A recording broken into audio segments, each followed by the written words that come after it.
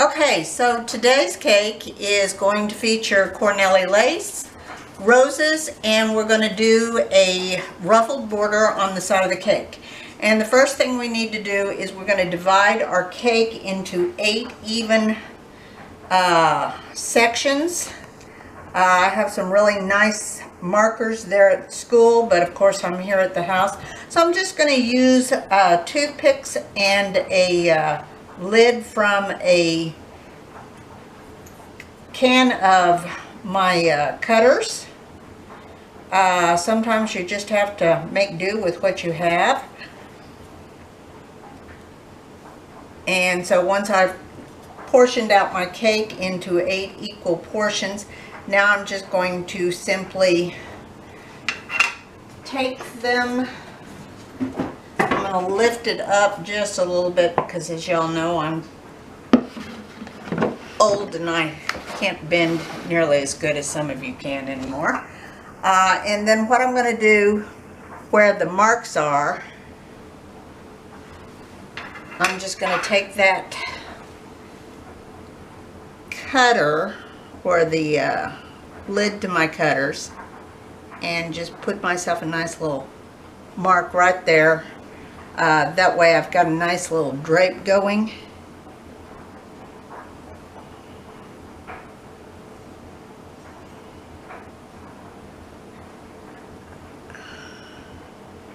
And I'm going to mark it all the way around.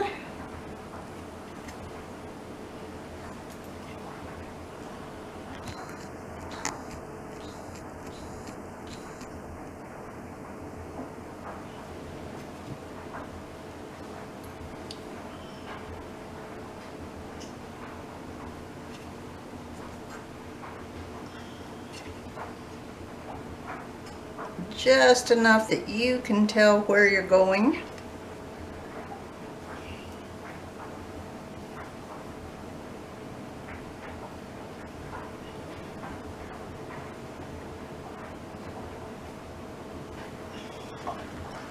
Okay, now that I'm all the way around the cake, I'm going to remove my bucket once again. And we're going to do what they call Cornelli lace. And Cornelli lace is done with a number 3 is probably the largest you want to use. If I'm doing this on a bridal cake and I really want it to look nice and delicate, I usually use a number 2. I find that when I use a number 1, it kind of gets a little bit tedious for me, and also it tends to loop up. So the Cornelli lace kind of looks like a bunch of R's. You want to be slightly above the work, and it's just kind of a line. You don't want to have any loops or them overlapping at all. So what I mean by loops is you don't want this to happen to you.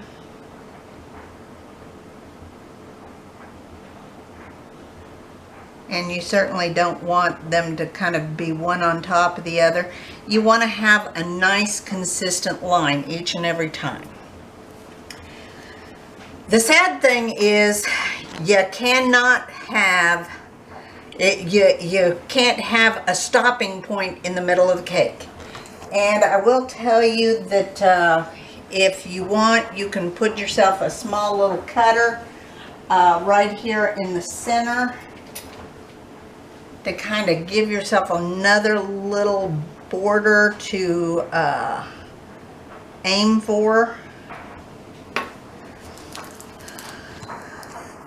So I'm going to start the Cornelli lace, and I'm just going to start it at the edge of the cake because I am going to cover this cake with a border.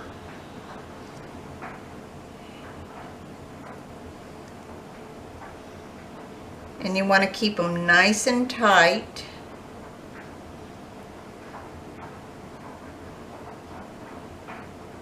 And you always want to end it where it's going to be hidden by something. You don't want to have just a wild line out there in the middle of it.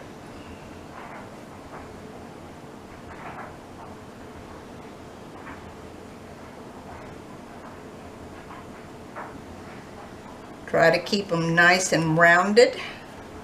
You don't want to have any flat lines out there,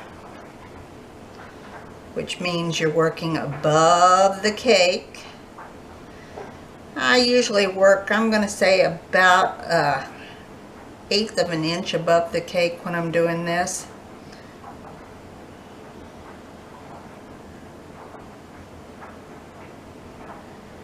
They're just random patterns.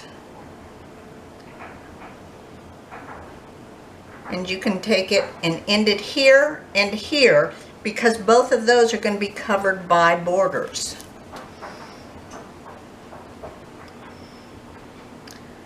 I like to see how far out I can get before I have to start making my way back to an edge.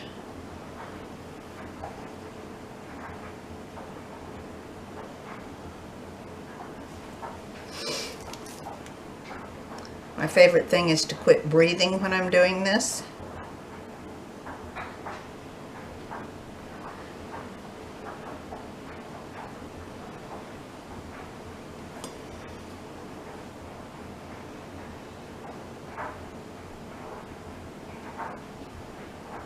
And they don't have to be large sections, they can be small sections, but I don't want, back down to the practice board, I don't want this going on all the time, okay? I see a lot of people, they'll do this from one border to the other, and it just doesn't look very good. It kind of looks like you've got fingers on the cake. But again, I see people do this a lot. You want to kind of make it look like a jigsaw puzzle going together.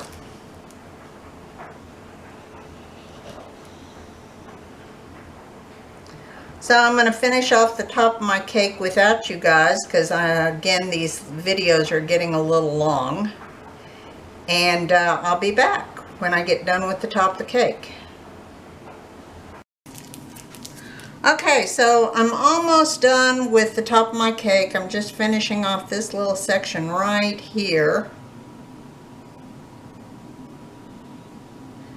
Now, if you get too close and you don't really like it, what you can do is, you've got to have a little bit of open space, but what you can do is come through and just take that toothpick and open it up just a little bit more. Got to have a steady hand, unlike this old woman.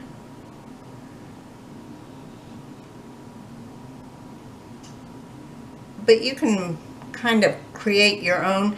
Now this is only in a case of an emergency. Again, you know, if it's way too close together or it's looped, what I would do is take it, put it in the freezer for a few minutes, and then lift it off that way. So once I have done the top of my cake, now I'm going to do the side of my cake, because the design is going to come down to the side also.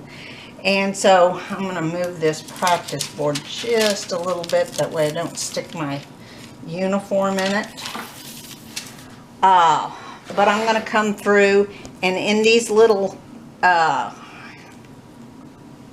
drapes that I've created, I'm going to just do a little bit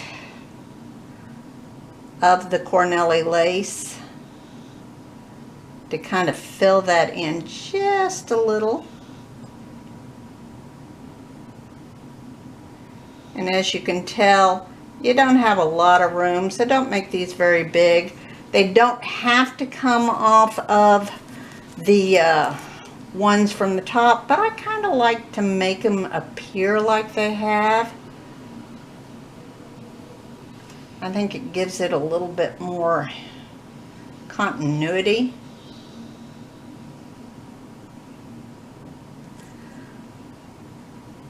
So again, I'm just going to leave y'all for a couple of minutes, because once I've said it 20 times, these videos are getting a little long. Now we're ready to go on and do the garland around the side of the cake. And I'm going to use the 88. That's the tip that kind of looks like a star and a rose tip married together. And I want the star portion of it facing toward the sky. And so the small portion is going to be running alongside the seam of my bag. And this is going to be a little bit, we're going to go down to the practice board real quick. This is going to be like your zigzag border. We're just going to start a nice little zigzag and see how that ruffles out. Try to keep the lines going fairly straight. So just nice little zigzag back and forth, and that's what's going to put the ruffle in it, okay? So I'm going to determine what I think is the back of my cake. I should have done that already, but I have not. I think this is probably, I've got a little bit of a protruding bit of icing here. So I think that's the portion I'm going to use is the back. I'm going to just wipe any excess off my tip. And I'm going to start up here where the mark was for my cutting the cake into eighths. And I'm just going to give it a nice little zigzag back and forth, back and forth. And quite frankly, I'm going to tell you right now, I'm going to put a very small shell border on here, but I probably should have gone on and put the border on first, which I think is what I'm going to do real quick. I'm going to just use a number 16 as my shell, and I'm going to kind of sneak it in just a little bit, build up, pull tail, build up, pull a tail, build up, pull a tail, build up, pull a tail, build up, pull a tail. But you see how that kind of got in my way a little bit? So for y'all, put your shell on first, and then we'll put our garland on.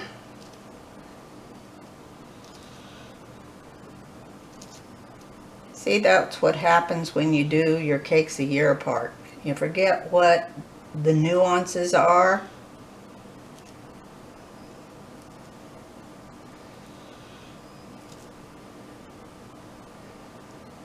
Again, we're kind of working on consistency on our shells. You want them all to kind of look exactly alike. Not kind of. You want them all to look exactly alike.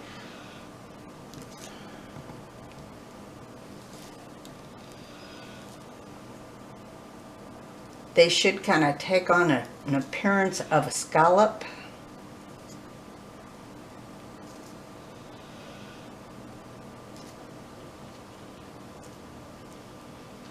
I know I've been after y'all all along to get y'all to pull some tails on these. And you're going to see here in a minute when I put the top border on why. Because we're going to put a reverse shell on top. Okay, so now I'm around with my shell border. I'm going to go back to my 88 tip. And I'm just going to go back doing my ruffles. Again, I'm going to start right up here where the last one ended off, and I'm just going to do a nice little zigzag back and forth, back and forth, back and forth. Okay?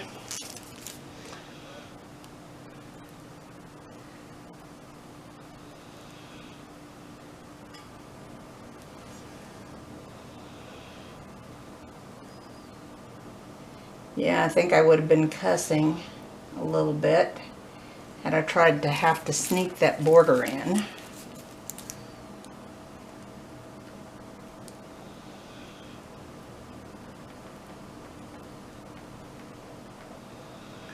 You notice that I have my tip off to the side when I'm piping this.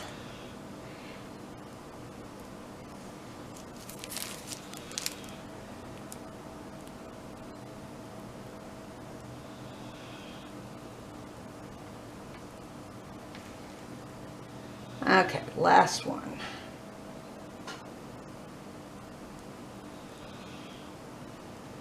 And we're done with that. Okay, so now it's time for us to start thinking seriously about our roses.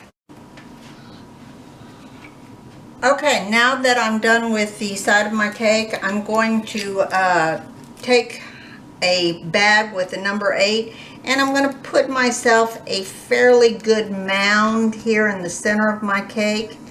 And that's going to kind of be a build-up for where my roses are going to be. Doesn't have to be pretty because it's all going to be covered.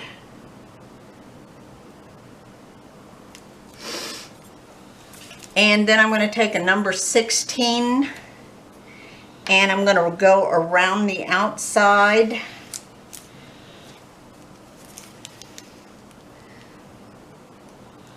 Of that border, and I'm just going to do a little shell. Probably most of this will be covered up, but I'd rather be safe than sorry.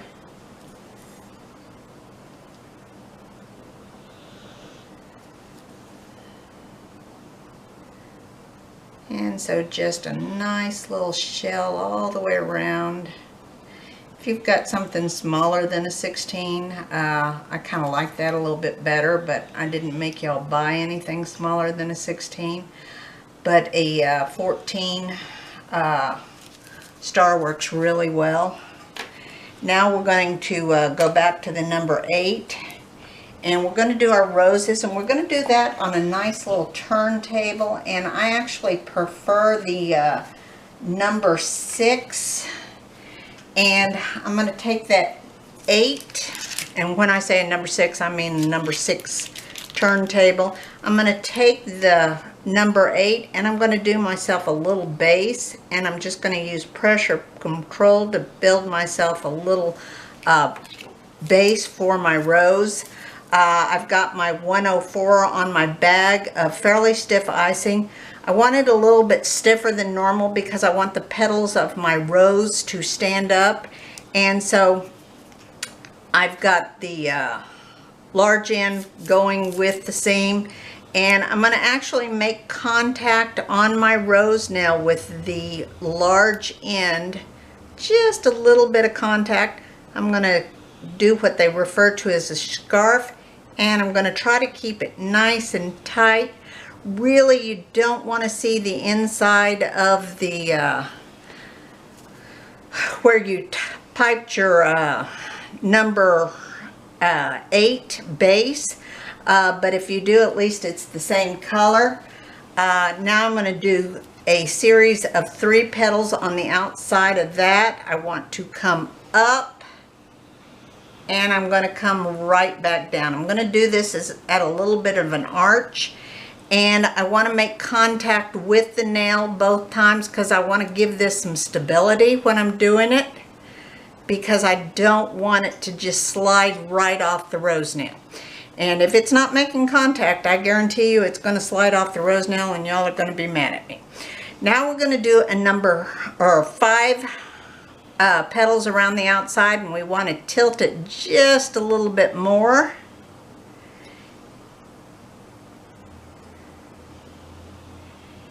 And 1 more, and then we're going to do 1 row of 7 petals, and that we're going to lay out even further. But again, making contact. Roses are probably going to be the hardest thing for y'all to do. You're going to take a pair of scissors, and you're going to open it up just slightly, and then you're going to come up underneath the rose and remove it. And I always remove it straight up and down, and then I'm just simply going to bring it over, close my scissors, and pull them out. If you're feeling a little uncomfortable with this, you can simply take the rose nail and put it in your freezer. There's always a rack that you can kind of stick this on. The number 7 works a little bit better for that because it's a bigger nail. So now the scarf once again, nice and tight. Make sure you make contact with it. And then the first row of 3 petals, the next row of 5 petals,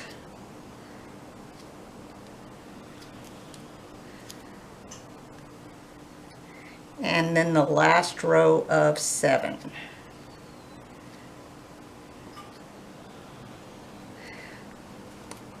I don't know if y'all remember when we were talking about tools, I said, you know, getting a second rose nail actually makes your life a little bit easier if you're going to use the freezer.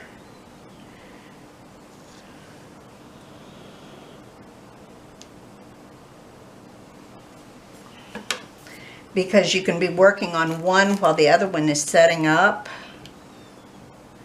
And I'm going to put a total of 7 of these.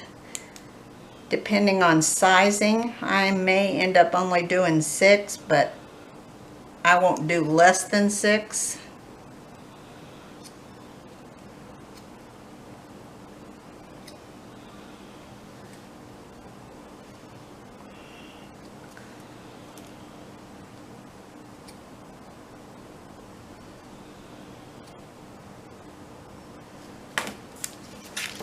Again, I want to tilt this, open my scissors up, come up underneath it, and then I'm going to just simply close my scissors as I'm removing them. I will tell you, I did not like my roses for many, many years, and there are still days I don't like my roses, but one day you'll just go, aha, I like those, they're looking good.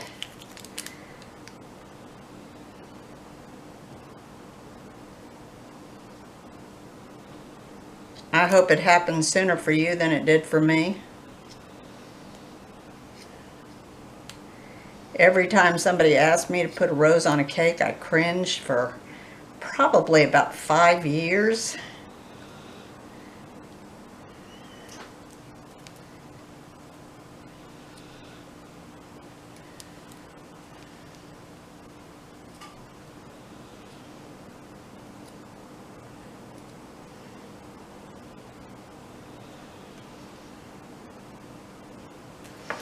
And you have good rose days and you have bad rose days. I will tell you, the cleaner your scissors, whoops, luckily it didn't fall on the floor. My dog would have loved that.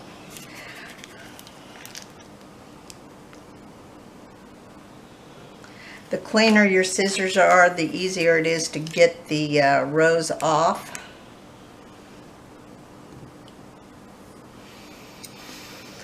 So I'm going to complete my roses.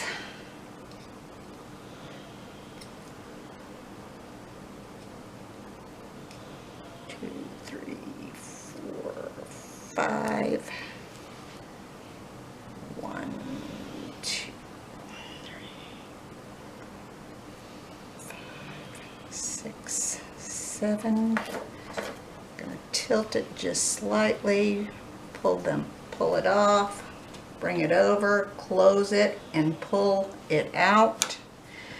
Let's do another one. My poor little rose, my dead rose. I think today it's going to be 6 roses. Guys, if you have stuff on the end of your tip, wipe it off.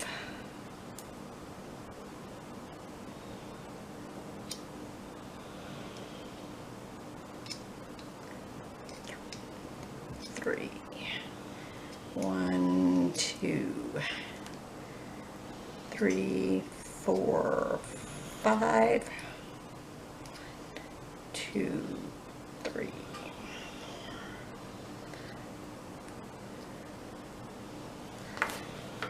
Tilting it just slightly.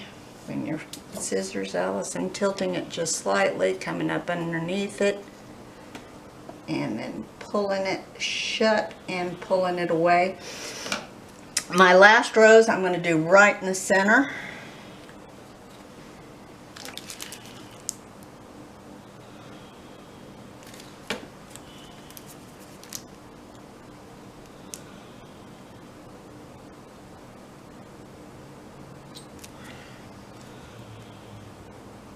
One, two, three.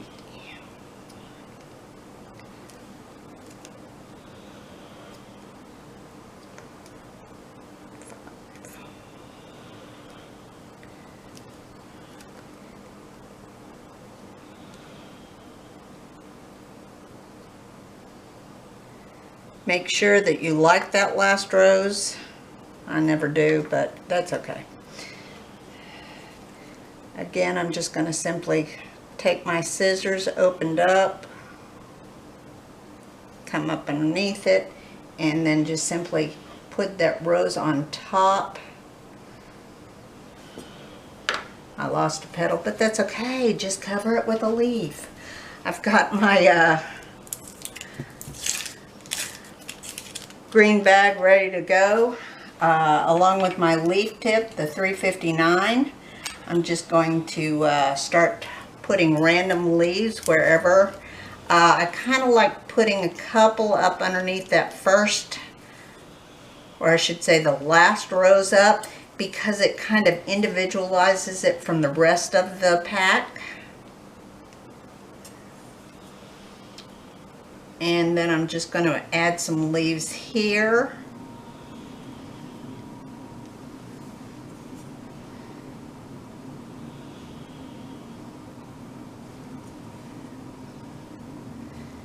Guys, be random with your leaves. Don't put them all in the same spot. I've been saying this for weeks now.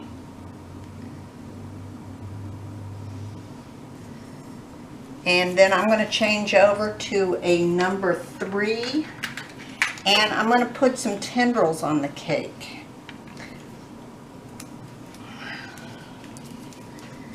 Just to give it a little bit of color.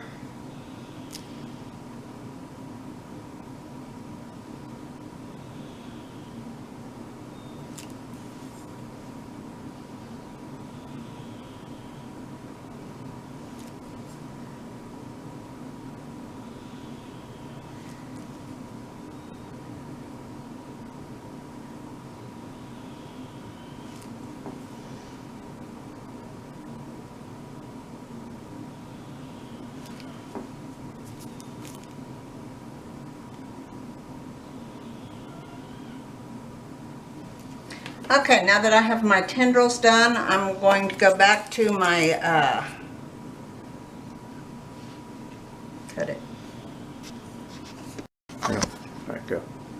Okay, so now that we finished our roses and our tendrils, I'm going to come back with the same bag that I did my roses in, and I'm going to use a number 16 tip, and I'm going to do the reverse shell. I'll burp that bag a little bit. And the reverse shell is kind of, it looks like a series of commas. You're going to take it, you're going to put just a slight rosette on it, and you're going to come around. And then that one's the down, this one's the up. You're coming the opposite direction. And see why it was important to have those tails on the shell. Because we want the tails on our reverse. And in my head, I'm always going up, down. I'm saying this mentally to myself because I don't want to mess it up. And so again, I'm going to find the back of my cake. It's still where the little protrusion of icing is. You can see it right here. And I'm just going to start that reverse shell. And I'm going to start in the downward motion. Up, down, up, down, up, down. And we're going to go all the way around the cake. Up, down, up, down, up, down, up, down. I had somebody ask me one time, well, wouldn't it be the opposite direction? I don't care what you do as long as you get it right, okay? Up, down. I guess the reason why they thought I should be saying it the opposite direction is because when I'm saying down, I'm actually coming up. But don't let me confuse you. I'm confused myself. Oops. Okay, so I accidentally put 2 downs beside it. The best way for you to do it is to stick this in the freezer and then take a toothpick, and you want to come from the inside of the cake and you want to lightly remove it off of the edge. And you see, even I left a little bit of a smear, not too bad, but if that had been cold, there would have been very little smear at all. But if you try to come the opposite direction, you run the risk of rolling the shell and making a bigger mess.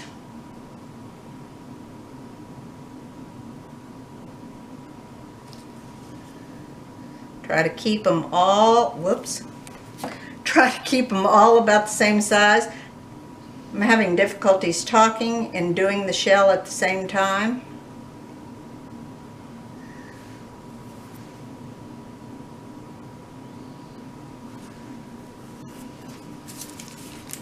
I can either say up and down or I can talk to y'all. So I'm really close to being done, so I'm just up, down, up, down. And as you start seeing the end, you really need to start thinking about, is this going to end correctly for me?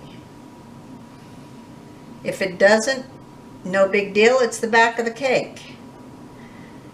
But I do like for it to end the same direction.